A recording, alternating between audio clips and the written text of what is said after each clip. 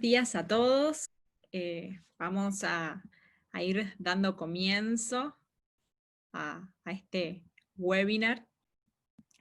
Bueno, en primer lugar les damos la bienvenida a este nuevo ciclo de webinars que denominamos Live Talk Sessions, que organizamos conjuntamente entre la Diplomatura de Smart Cities de la Escuela de Gobierno, Política y Relaciones Internacionales de la Universidad Austral y Mood Producciones, organizador del Smart City Expo Buenos Aires, y auspiciado en esta oportunidad por Zebra Technologies. En este ciclo de sesiones que vamos a estar abordando los diferentes ejes que componen una ciudad inteligente, es decir, que estaremos abordando temas sobre gobernanza, sobre movilidad y transporte, sobre educación, economía, medio ambiente, entre otros temas que hacen a esta temática de ciudades inteligentes. En la sesión de hoy vamos a estar hablando sobre el impacto que tienen las tecnologías en la seguridad ciudadana. Y estamos muy contentos porque nos están acompañando personas de casi todas las provincias de Argentina e inclusive de 15 países más, entre ellos Guatemala, España, Colombia, Costa Rica, Brasil, Perú, El Salvador, Chile, República Dominicana, México, Ecuador, Uruguay, Venezuela, Paraguay y Estados Unidos. Así que bueno, creo que esto es un ejemplo de las grandes oportunidades que nos brinda la tecnología, es decir, de hacer de la distancia algo irrelevante y de poder encontrarnos en un evento virtual. Así que desde ya, bueno, agradecerles a todos los que están del otro lado de la pantalla y por supuesto invitarlos a hacer preguntas a los invitados que tenemos hoy o a dejar sus comentarios en el chat, ya sea durante la charla o también a la finalización, donde estaremos, bueno, tomando las preguntas del público. Y antes de presentarles a los speakers de hoy, bueno, me gustaría comentarles que intencionalmente hemos decidido empezar este ciclo de webinars con este tema, con lo que implica la seguridad ciudadana, justamente porque entendemos de la relevancia de la seguridad en las ciudades y porque concebimos a la seguridad como un tema clave en cualquier ciudad.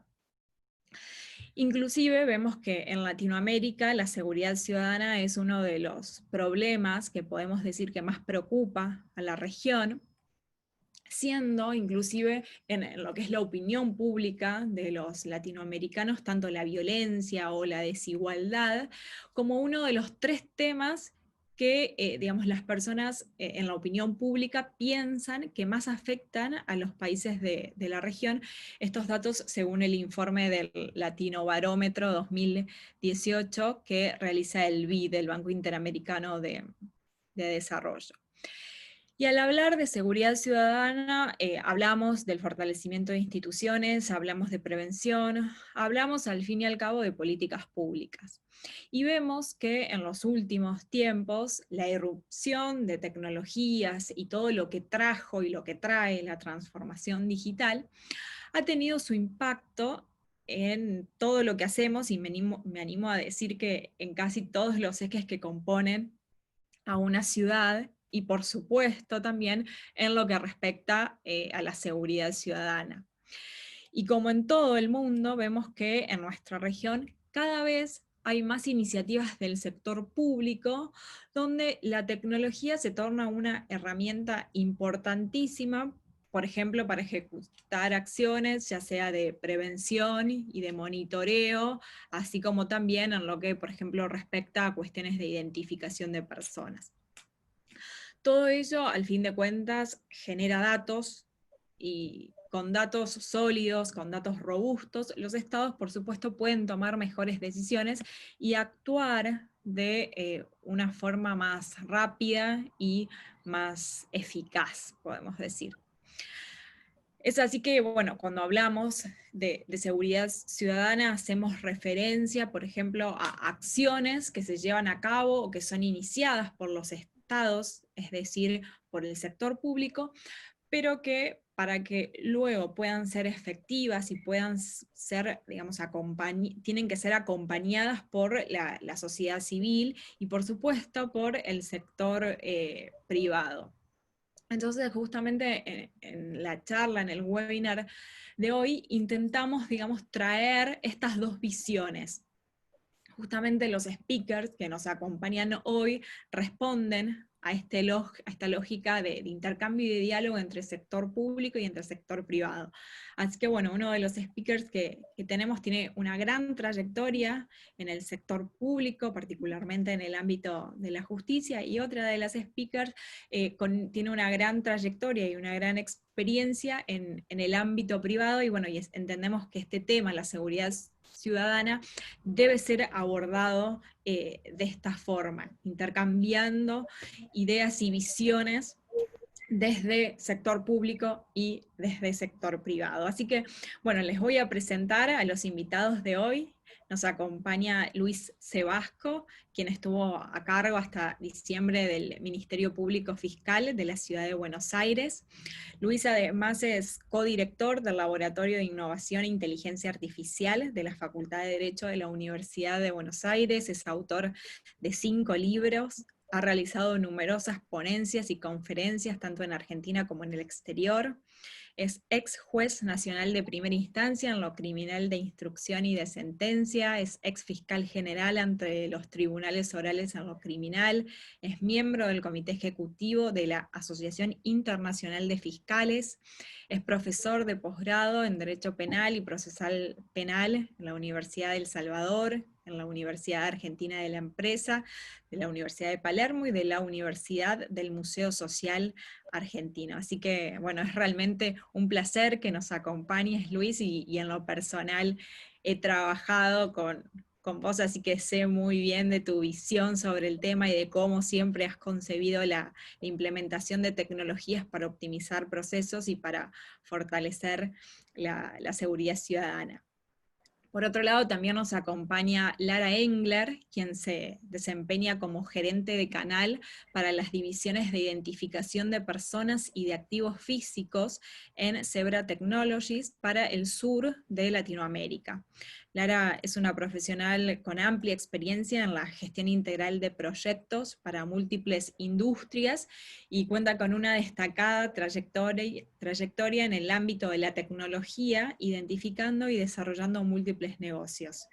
Adicionalmente se ha desempeñado en el ámbito de comunicación corporativa, desarrollando planes y gestionando la reputación de compañías nacionales y multinacionales. Así que bueno, como podrán ver, tenemos 2 speakers de lujo que nos acompañan hoy, y sin más introducciones le voy a dar la palabra en primer lugar a Lara, luego a Luis, para que compartan con nosotros su visión sobre cómo la tecnología impacta o puede impactar aún más en la seguridad ciudadana, y luego vamos a pasar a algunas preguntas para poder debatir sobre el tema. Así que bueno, Lara, bienvenida y te escuchamos.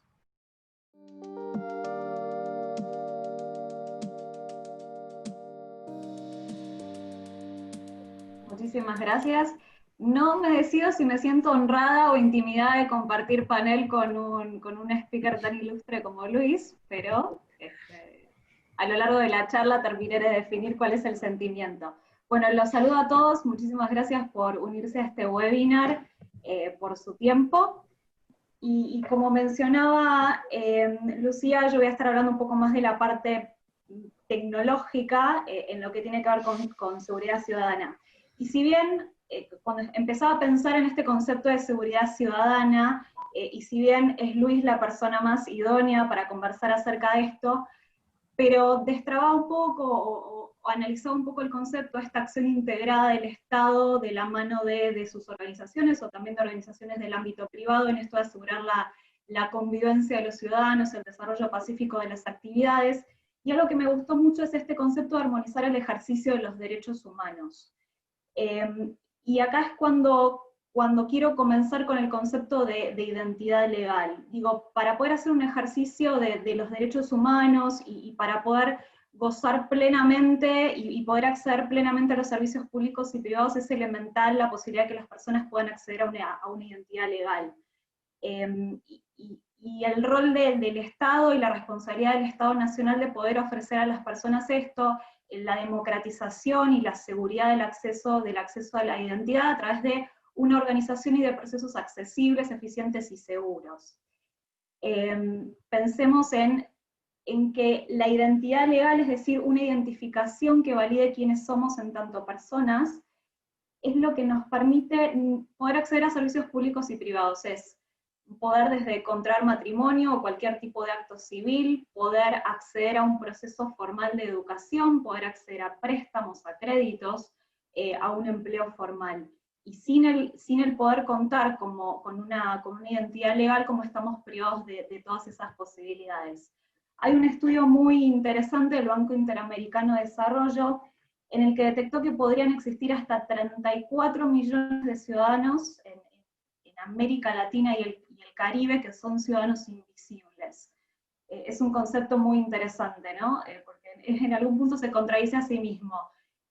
Pero son ciudadanos que nunca en su vida tuvieron acceso a una identificación, es decir, que no tienen su identidad validada de manera legal. ¿Cuál es el principal factor que conlleva esto, que genera esto?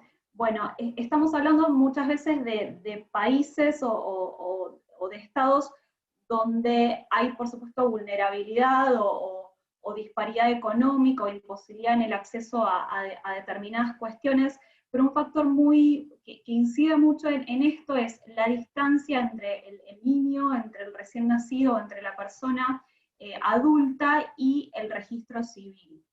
Hay un estudio que indica que por cada punto, por cada kilómetro de distancia hay una incidencia de un 0.1% en las posibilidades de acceso a una identidad legal. Es decir, si una persona vive a 500 kilómetros de un registro civil, es posible que su posibilidad de acceso a una identidad legal se vea reducida en un 50%. Y también hay información que dice que hay países o hay realidades económicas en las cuales una persona tiene que trabajar durante un mes completo para poder costearse el viaje hasta un registro civil y poder acceder a un proceso y obtener su identificación. Obviamente lo mencionábamos antes, que así como contar con una identidad legal o contar con una identificación es la que nos permite gozar plenamente de servicios públicos y privados, el no tenerla justamente genera lo opuesto. Hay estudios que dicen que los niños acceden a un 13.9% menos de vacunas, un 25.3% limita su acceso a una educación primaria. Este caso de Ecuador es un caso del que nos gusta mucho hablar, porque además sentimos que nos podemos tomar esa libertad porque estuvimos en la misma génesis del proyecto. En el año 2007, el Estado Nacional de Ecuador declara el estado de emergencia de su Dirección Nacional de Registro Civil. Había muchas cuestiones vinculadas a reclamos de la ciudadanía en lo que era la calidad de atención. Pensemos también hoy en un consumidor que es el que marca la tendencia o que marca la dinámica en cómo una organización tanto pública como privada tiene que responder a esas demandas. Una necesidad de inmediatez, de acceso a la información, de conectividad. Y no solo venía por ese lado una serie de reclamos de la ciudadanía en cuanto a calidad de atención, sino que en Ecuador existía un 15% aproximadamente de tasa de subregistro de niños y adolescentes, y entre un 18 y 20% de tasa de subregistro en adultos. Es decir, esos eran los porcentajes de personas sin identidad en el país. Hubo obviamente todo un proceso de reestructuración desde cuestiones edilicias, cuestiones en la gestión de los recursos humanos, pero una incorporación, un proceso de incorporación de un modelo tecnológico. Ellos siempre hablan de un modelo de modernización y un modelo sostenible en el tiempo.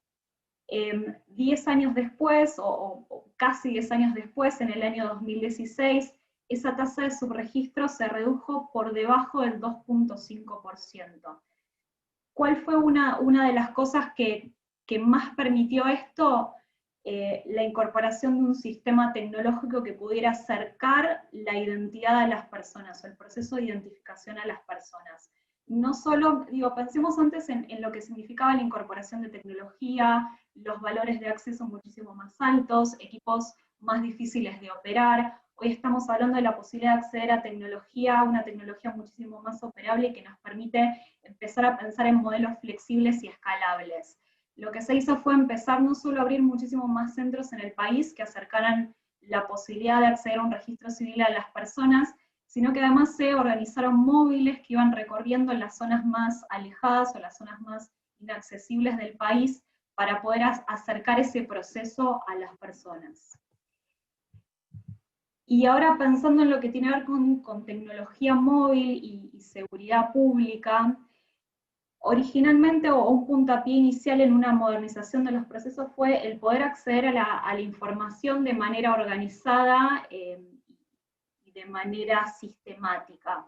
Ahora, esos procesos hoy están convergiendo, en el sentido de que pensamos quizás en información de inventario o información en cuanto a la gestión de los recursos humanos, informaciones oportunamente desagregadas, quizás ordenadas pero desagregadas.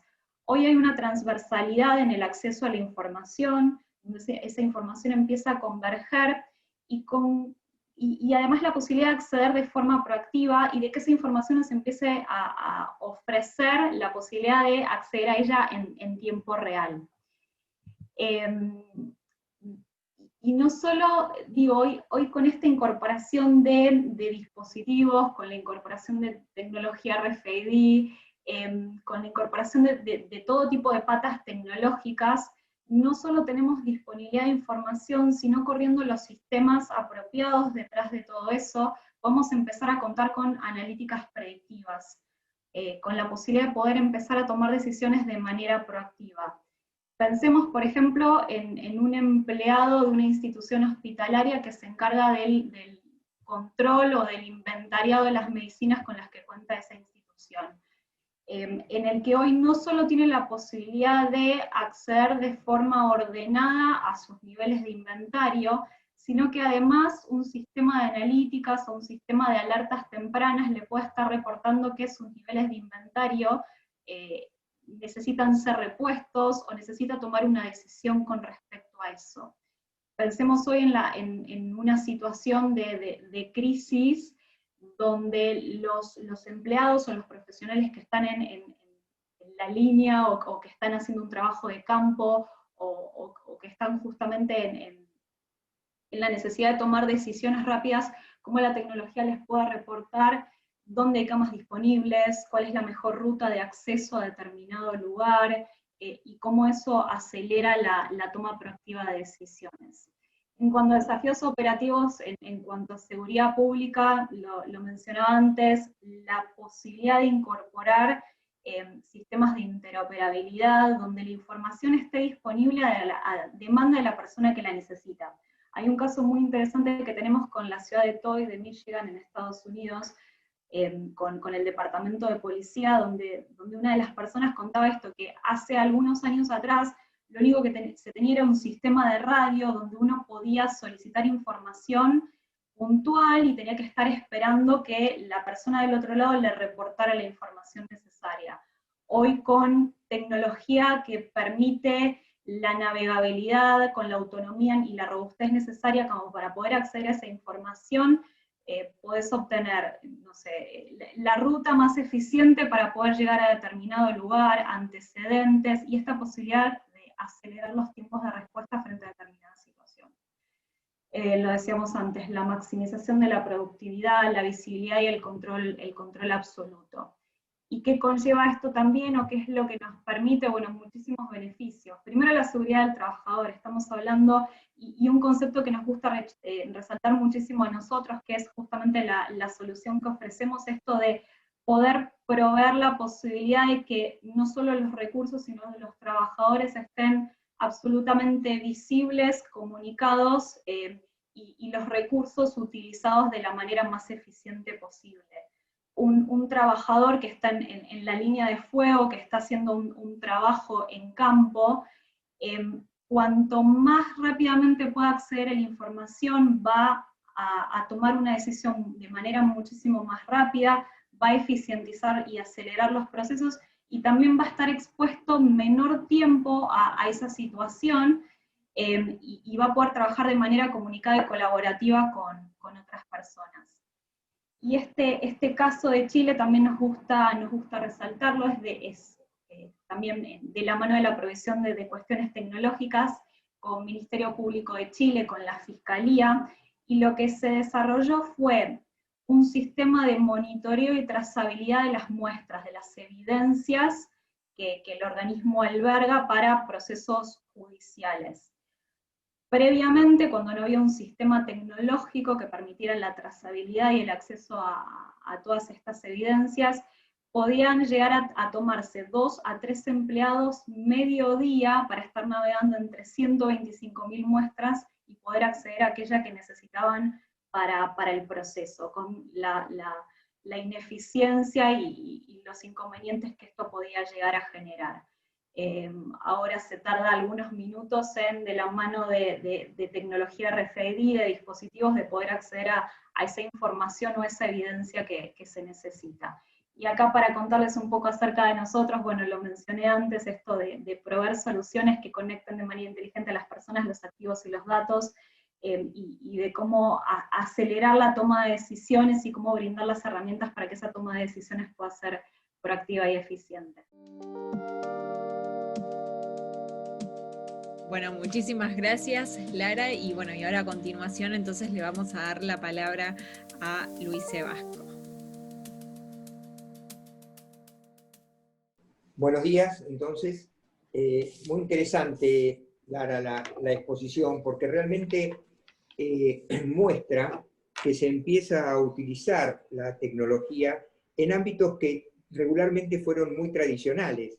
Es decir, nosotros los abogados estamos siempre, normalmente tenemos atrás, que no es mi caso, una biblioteca llena de libros, y la mayor tecnología que se usó durante centurias, diría, fue la escritura, ¿no? La tecnología de punta de la Inquisición era la escritura, y así nos hemos mantenido hasta hace muy pocos años. En materia de seguridad, realmente el uso de la tecnología ha permitido avanzar muchísimo, pero falta mucho todavía, y creo que lo que falta se debe a que los operadores judiciales le tienen como, no sé si temor, pero un excesivo respeto a la cuestión de la tecnología, pero sí hay temor a la invasión de la tecnología, ¿no? Y esto tiene que ver con una cultura muy particular. Fíjense que para poder entender esta resistencia hay que entender la historia. Históricamente, desde que se empezó a usar la escritura con la Inquisición en los procesos, el proceso se armó alrededor de un expediente. Y ese expediente fue armado rodeado de muchísimas formalidades para que no pudiera ser tergiversado. Entonces, el gran temor de todo operador judicial es no incurrir en nulidades que puedan arruinar el valor de la prueba. Una cosa es lo que nosotros sabemos y otra cosa es convertir ese conocimiento en una evidencia judicial útil, ¿no? Este es un tema muy particular. ¿Por qué? Porque para que una prueba pueda ser usada en un proceso, debe ser admitida como una prueba válida. La irrupción de la tecnología, que cambia enormemente el modo de conocer la realidad, o de acercarnos a la realidad, o de mirar la realidad, es realmente muy disruptiva frente a esos cuidados que siempre han tenido los operadores del sistema judicial en no incurrir en vicios que puedan invalidar la utilización de la prueba en un juicio. Lo que no existe en el juicio no existe en el mundo, porque tanto los jueces como los jurados en los sistemas de jurados solamente pueden valorar aquello que transcurre en el debate, y para que pueda transcurrir una prueba en el debate debe haber sido admitida como prueba válida. Entonces, ese temor a que las nuevas tecnologías que nos muestran la realidad de otra manera no pueda reflejarse en el juicio o pueda acarrear nulidades, realmente es lo que hace que haya tanta resistencia en los sistemas a utilizar. Pero esta resistencia se ha ido venciendo y aunque parezca mentira, la pandemia ha ayudado muchísimo porque también surgió la necesidad de seguir dando respuesta a los conflictos tramitados en los tribunales. En materia de seguridad propiamente dicha, la ciudad de Buenos Aires en la Argentina ha sido pionera en el uso de la tecnología.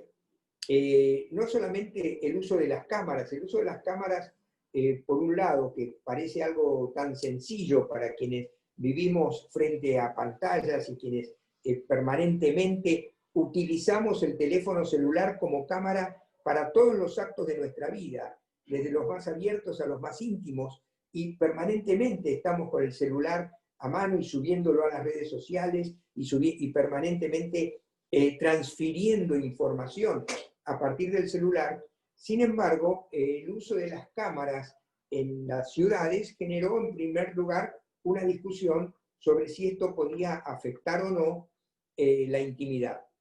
Cuando se aceptó que el uso de las cámaras en la vía pública no afecta la intimidad, porque lo que hace la cámara es mirar lo que cualquier persona que pase por ahí pueda ver, la diferencia es que lo registra y permite hacer un seguimiento.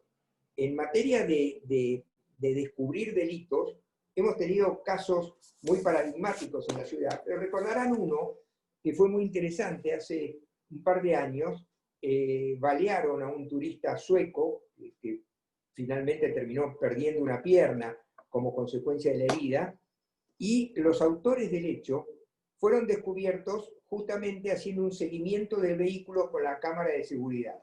Pero no solamente haciendo un seguimiento del vehículo por la cámara de seguridad, sino que la cámara, por su alta tecnología, mostraba detalles que fueron los que permitieron identificar el rodado, porque al principio no se veía la patente, por ejemplo, pero sí se veía un casco de ingeniero que había en la parte de atrás del auto, y siguiendo por el casco de ingeniero hasta que se pudo ver la patente, se pudo hacer el seguimiento y finalmente se detuvo a los autores en un lapso muy corto.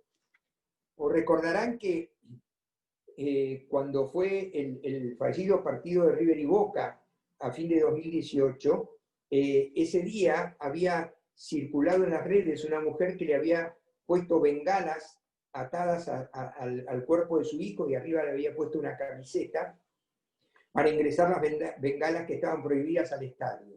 Esto circuló un sábado al mediodía y el domingo a las 8 de la noche la mujer estaba detenida, identificada y detenida.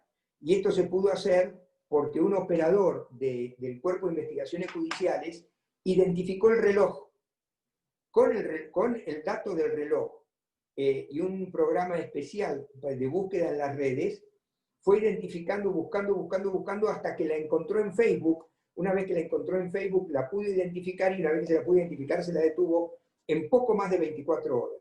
Es decir, que el uso eficiente de la tecnología en materia de seguridad es muy bueno, pero no solamente para detectar hechos ocurridos, para descubrir autores de hechos ya ocurridos, sino también como consecuencia de la prevención, porque cuando quienes quieren cometer delitos en la vía pública toman conciencia de la existencia de esta tecnología, se reduce rápidamente el delito. Es decir, en los últimos años disminuyó la tasa de delitos en la ciudad de Buenos Aires de manera sistemática, justamente porque el uso de la tecnología por parte del sistema judicial y de la policía permitió descubrir a los autores de delitos. Entonces ya cualquier persona que quiera cometer un delito en la vía pública en la ciudad de Buenos Aires sabe que por el sistema de cámaras y por el sistema de rastreo de tecnología, por el sistema de identificación de patentes de vehículos,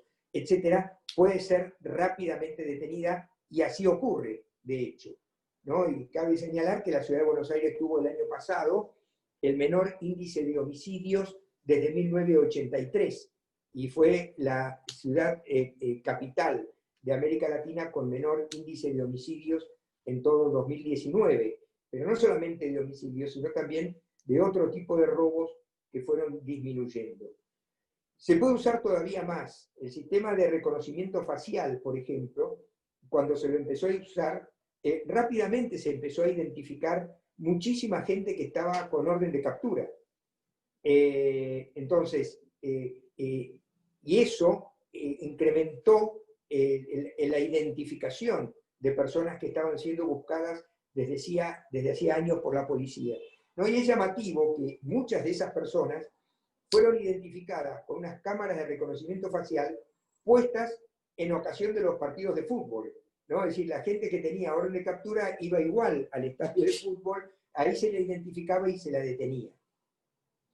Es decir, ahora, al mismo tiempo que estos sistemas tecnológicos van demostrando eficiencia, hay otros sistemas tecnológicos que generan una enorme resistencia, yo creo que de tipo cultural, que no es práctico. Por ejemplo, el uso del ADN para identificar también autores de delitos.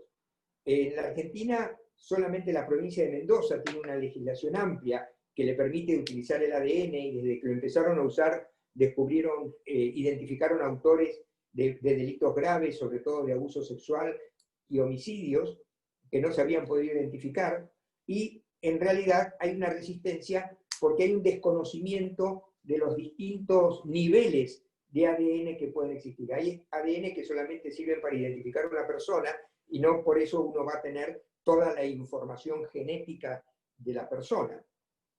Es decir, hay distintos modos de utilizar la información del ADN, pero pese a que se acepta la huella digital, el ADN, que podría funcionar con mucho mayor eficacia que la huella digital, todavía no es aceptado. E inclusive hay una enorme discusión sobre el uso de otros elementos tecnológicos, o quién los puede autorizar o quién los puede utilizar en los procesos penales. Por ejemplo, el uso de la información existente en la web. Uno puede bucear en la web buscando el autor de un delito, necesita para eso una orden judicial. ¿Puedo yo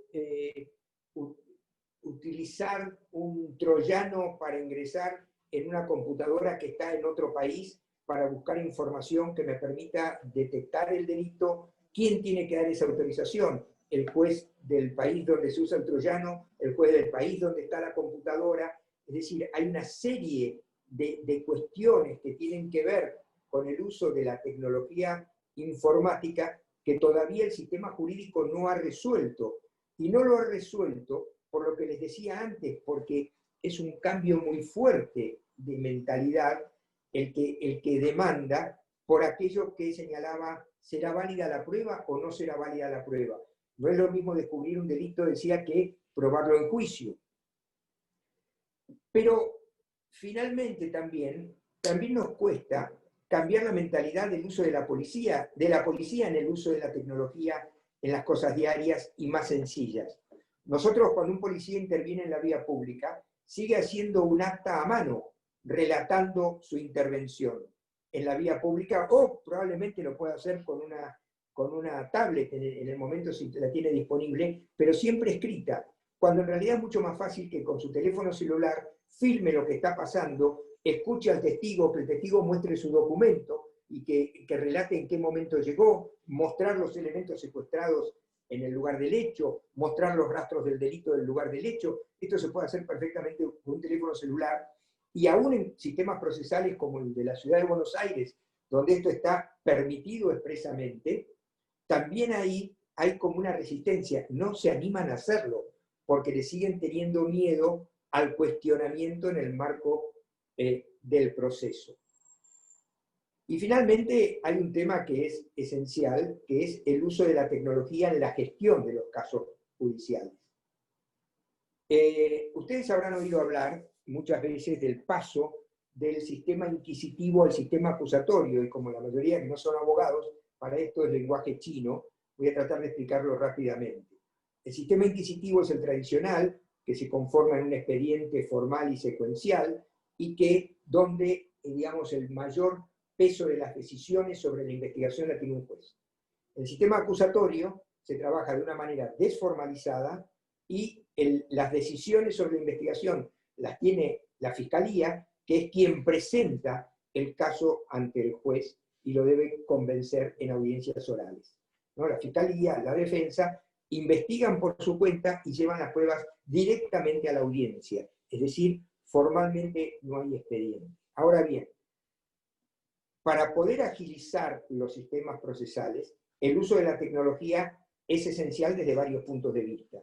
No solamente utilizar la inteligencia artificial, que nos permite relacionar con una velocidad exponencial personas, hechos, casos, e inclusive puede leer los antecedentes y proponer soluciones o vías de acción a través de un sistema de árbol de decisión, por ejemplo, y eso permite agilizar enormemente la gestión judicial, sino también que se convierta en un colaborador. El sistema de gestión, en lugar de reflejar un expediente, debería convertirse en un colaborador de la gestión de la Fiscalía. Y esto es muy importante analizarlo. ¿Por qué? Porque la relación entre la velocidad con que se pide la justicia y la seguridad en todos los aspectos es esencial, que no tiene que ver solamente con la posibilidad de condenar al autor de un robo, al autor del homicidio o de un acto de violencia contra la mujer, cosa que ocurre, pero si fuera más rápido sería mucho más eficiente en términos de prevención general, digamos, que la gente vea que hay una respuesta y no que exista la sensación de impunidad. También es muy importante, y esto tiene que ver directamente con la seguridad, que los casos de corrupción, que son los de mayor complejidad para convertir lo que se conoce en evidencia procesal útil, puedan ser rápidamente resueltos y no tarden 25 años. Porque, ¿qué ocurre? La corrupción, yo estoy convencido que la corrupción es una de las razones fundamentales que tienen que ver con la inseguridad ciudadana. Y esto lo puedo fundamentar.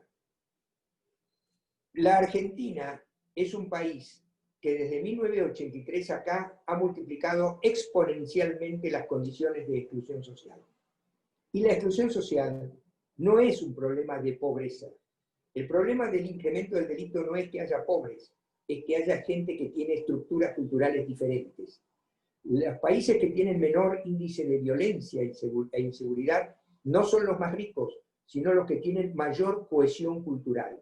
Porque en el marco de la cohesión cultural opera otras formas de control social que tienen que ver con las pautas culturales y la sanción social propiamente dicha. Nosotros vimos hace poco un episodio llamativo que fue cuando se le impidió a Lázaro Báez ingresar al lugar donde tenía que cumplir el arresto domiciliario. Este episodio llamativo fue un caso de sanción social. Cuando la sanción social es muy fuerte y puede tener raíces religiosas, raíces culturales, raíces cívicas, puede ser cualquiera de ellas según el ámbito de cultura en el que se desarrolle, hay menos índice de transgresión. Hay mucho mayor índice de transgresión cuando hay situaciones contraculturales. Y en ese caso, en la Argentina, que es un país que históricamente no ha tenido problemas raciales, problemas religiosos, problemas de discriminación, hemos generado, a partir del crecimiento exponencial de la corrupción, situaciones de pobreza inimaginables en un país rico como la Argentina. La solución de los casos de corrupción rápidamente, a partir del uso de la tecnología, yo creo que es un camino esencial para revertir todo este tipo de situaciones. ¿Por qué? Porque la tecnología permite trazar y permite generar transparencia. Quita discrecionalidad allá donde no la debe haber y muestra cuál es el camino de la gestión. Nosotros hemos podido trabajar, Lucía ha sido partícipe y testigo de eso, sistemas, por ejemplo, de licitaciones, donde no solamente se gana en el trabajo de una licitación, se ganan plazos de meses resolviéndola en 3 minutos o en 15 minutos como mucho, ¿no es cierto? Generar un pliego de licitación transparente, apto, perfecto, ¿no es cierto? Sino que además se hace con total transparencia porque no se pueden mentir ni dibujar los montos, ni generar sobreprecios sin que eso sea trazable.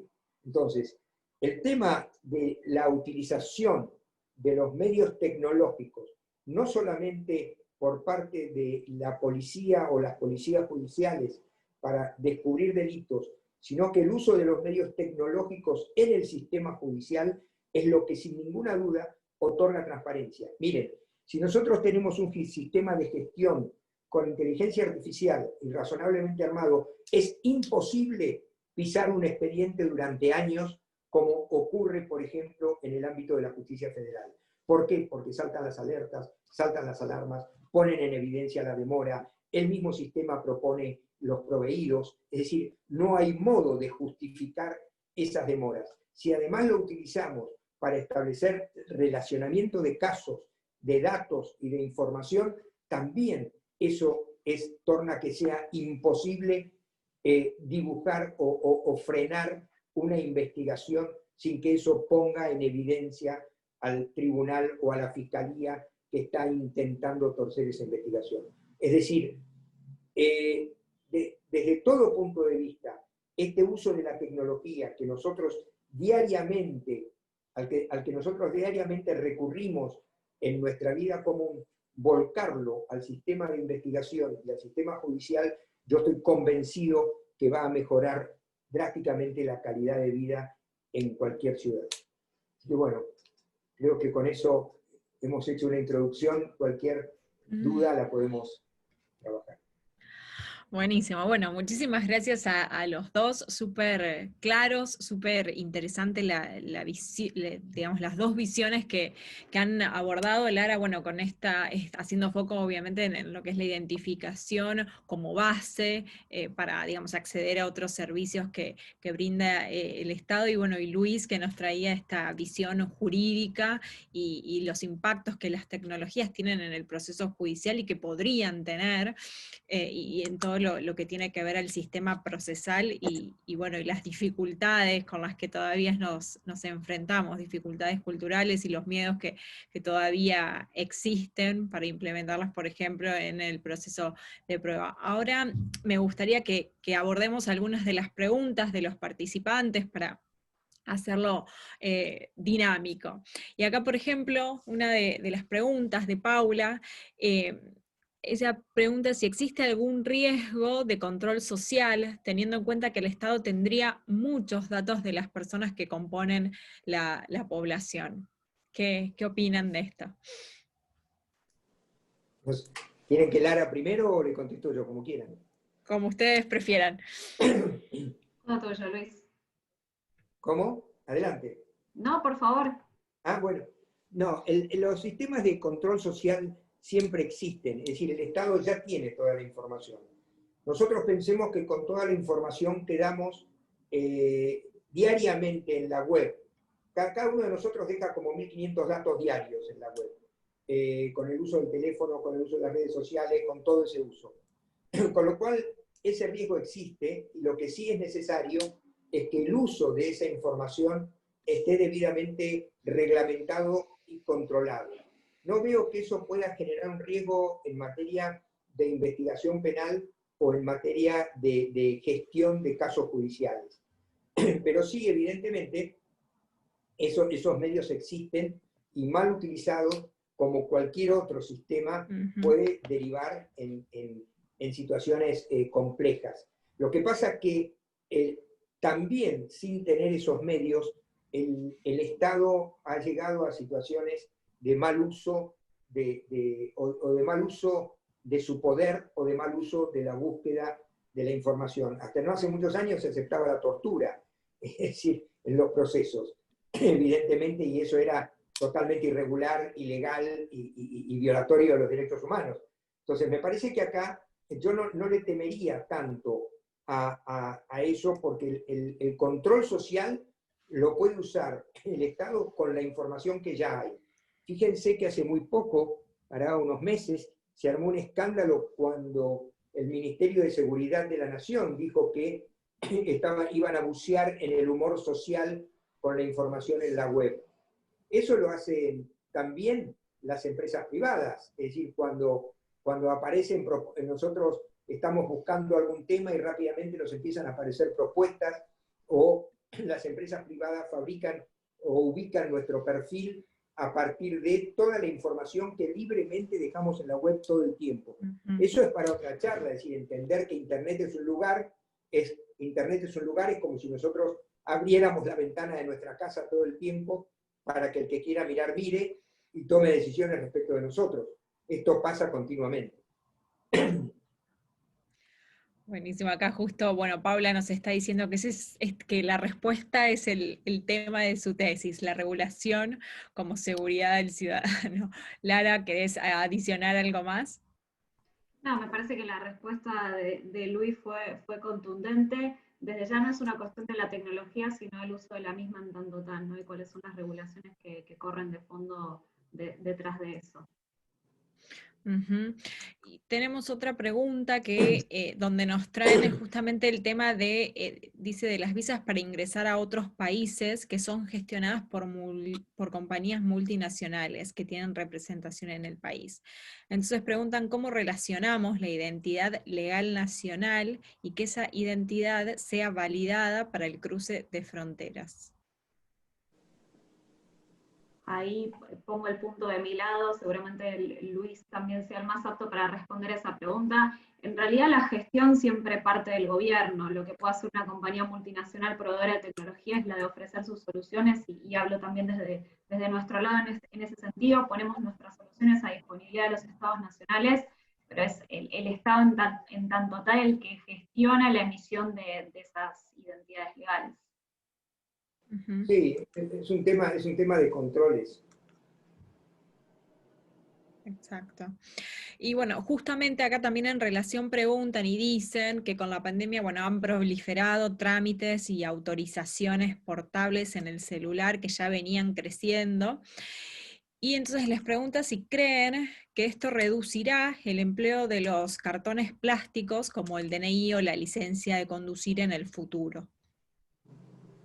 De mi lado, una cosa que quiero aportar es, desde ya la tecnología en el sentido de materia de identificación de documentos básicos, así como de documentos como la licencia de conducir, definitivamente hoy la tecnología está trabajando como complementariedad en cuanto a una licencia, por ejemplo, de conducir electrónica o en una cédula de ciudadanía electrónica. Definitivamente puede ser algo que complemente una licencia o una cédula de ciudadanía física. Pero si nosotros relativizamos el acceso de una persona a un documento nacional de identidad, a que cuente con un dispositivo tecnológico, estamos limitando el acceso de esa persona.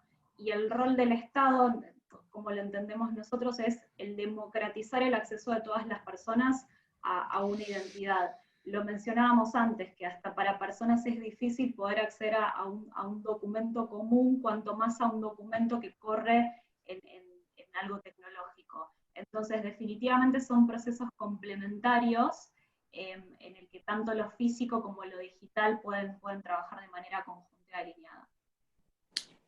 Sí, hace 3 o 4 años me comentaba una fiscal brasilera que en Brasil, que tiene 200 millones de habitantes, tienen 40 millones de personas afuera del sistema jurídico.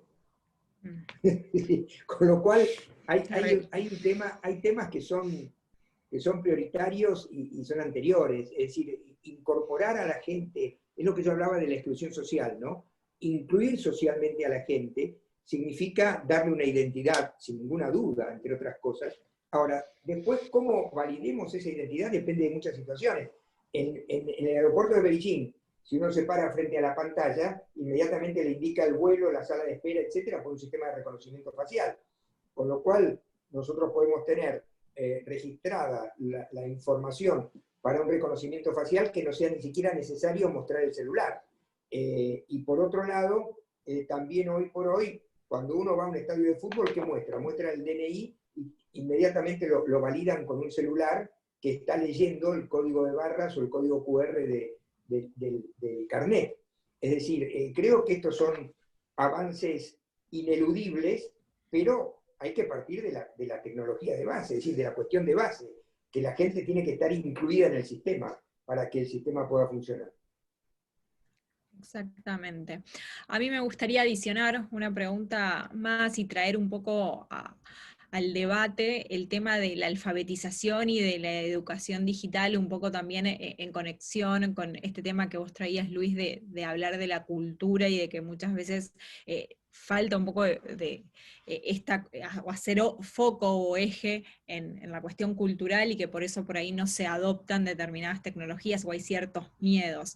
Y entonces pienso también un poco en la cuestión de la alfabetización digital. Puede que quizás en determinados ámbitos y en determinados entornos, digamos, no exista o no haya la suficiente alfabetización digital para realmente tener confianza e implementar determinadas tecnologías. Entonces, bueno, me gustaría saber qué opinan de esto y cuál es su visión, tanto Luis desde el sector público y Lara desde el sector privado, porque creo que esto sí influye en la implementación en distintas instituciones, por ejemplo. Lara, o si no, el contexto. No, contesto y después te doy lugar. Primero un poco el miedo con lo que tiene que ver con la incorporación tecnológica en lo que mencioné antes de cuestiones vinculadas a la operabilidad, ¿no? Y como hoy el incorporar la tecnología definitivamente se ha hecho más sencillo, el utilizarla también, y como algunos van perdiendo los miedos en ese sentido. Y después mencionar que muchas veces el recelo está por el lado de, bueno, la tecnología puede llegar a ocupar mi espacio, la tecnología puede llegar a quitarme mis responsabilidades o ocupar mis tareas, cuando en realidad cuando paso a paso se va incorporando la tecnología, lo que el empleado, lo que el operador se da cuenta es de que está eficientizando sus procesos, en el que le está, por el contrario, dando herramientas para poder operar y realizar mejor su trabajo. Uh-huh. La vez pasada yo le preguntaba a Alejandro Finocchiaro, que fue ministro de Educación de la Nación, justamente qué pasa con esta situación, que el 50% de los jóvenes menores de 18 o 20 años están bajo la línea de pobreza en la Argentina, y eso generaba una brecha tecnológica que podía dificultar su ingreso al mundo laboral tecnificado. Y él me decía que extrañamente él cree que no, porque pese a la brecha y demás, todos ellos han nacido con un celular en la mano o a mano. Es decir, la gran mayoría de ellos, no obstante la situación de pobreza y de exclusión, a lo primero que tienen acceso es al uso de esta tecnología, con lo cual su capacitación innata dentro del desenvolvimiento de la sociedad está mucho más vinculado a lo tecnológico que lo que nosotros podemos pensar. Obviamente hay deficiencias de estructuras de conocimiento, pero no es tan difícil pensar que se puedan incorporar a un mundo tecnológico con relativa facilidad. Uh-huh. Okay. Bueno, a ver, estoy viendo, creo que no tenemos ninguna otra pregunta, así que bueno, simplemente ver si ustedes quieren agregar algo más en cuanto al tema que nos trae este webinar hoy. Lara, Luis, y si no, bueno, vamos a dar por concluido el webinar de hoy. De mi lado, agradecer a todos por su tiempo, obviamente estamos accesibles, si alguno quiere acceder a la presentación se la puede solicitar a Lucía. Gracias a todos por el espacio, a Luis y a Lucía por compartir este tiempo, y bueno, estamos a disposición. Sí, la verdad que, bueno, un placer compartir este panel, bueno, Lucía, Lara, encantado de verlas, y sí, para cualquier momento estoy a su disposición. Gracias.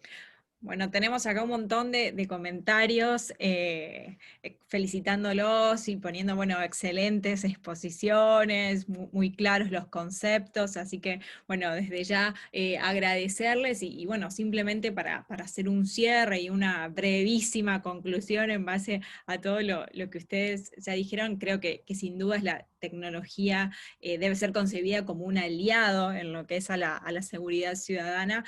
Creo que, por supuesto, bueno, exige la coordinación de diversos órganos para poder monitorear y para poder actuar en distintos espacios que hacen a una ciudad, por supuesto, respetando los derechos de las personas. la implementación de distintas tecnologías como sistemas de monitoreos, el uso de cámaras, de sensores, reconocimiento facial y demás, desde ya creemos que pueden ampliar la eficacia de los distintos servicios que presta el Estado. Por supuesto, digamos que todo esto genera un montón de datos y que el análisis de estos datos puede ayudar a los estados a tomar mejores decisiones y de una forma más rápida y más eficiente, como ustedes nos mostraban un poco con los ejemplos que nos contaban y los casos que nos contaban, para poder dar, digamos, una respuesta más integral y más coordinada a distintas situaciones, por ejemplo, de emergencia o distintos incidentes en la seguridad de las ciudades. Y bueno, de vuelta agradecerles a los dos speakers. Creo que justamente el diálogo, la cooperación entre visión y este diálogo justamente entre visiones de personas con trayectorias en el sector público y en el sector privado es un poco lo que se necesita al hablar de este tema. Así que, bueno, esa también es un poco la concepción que desde la Escuela de Gobierno tenemos, y más cuando abordamos estos temas, siempre ponemos el foco en las personas, que son, digamos, quienes al final de cuentas transitamos las ciudades, y justamente la seguridad es uno de estos temas principales que hace a las ciudades más habitables. Así que bueno, por mi lado fue un placer moderar este webinar. Les agradezco enormemente a Lara, a Luis, por acompañarnos, por la claridad de sus exposiciones, y por supuesto agradecerles a todos los que nos acompañaron.